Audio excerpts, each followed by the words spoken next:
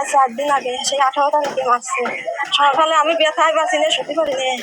এই অবস্থায় তার আমি কিংবা আমাদের সুখ দেবো আমি পারি না।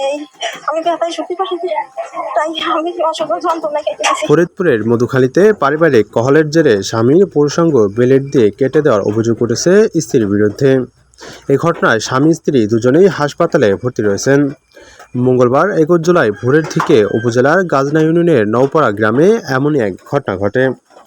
স্থানীয় ও হাসপাতাল সূত্রে জানা যায়, পারিবারিক কলহের জের ধরে ভোরের দিকে ভুক্তভোগী আবু দাউদ ও তার স্ত্রী শাহিনা বেগমের মধ্যে কথা কাটাকাটি হয়। এক পর্যায়ে ব্লেড দিয়ে আবু দাউদের পুরুষাঙ্গ কেটে দেন শাহিনা। পরে গুরুতর অবস্থায় স্বজনরা তাকে উদ্ধার করে মধুখালী স্বাস্থ্য কমপ্লেক্সে নিয়ে যান। মধুখালী উপজেলা স্বাস্থ্য কমপ্লেক্সের আবাসিক চিকিৎসক কর্মকর্তা ডক্টর কবির হোসেন বলেন, রোগীর অবস্থা আশঙ্কাজনক নয়। তার স্ত্রীও হাসপাতালে ভর্তি রয়েছেন।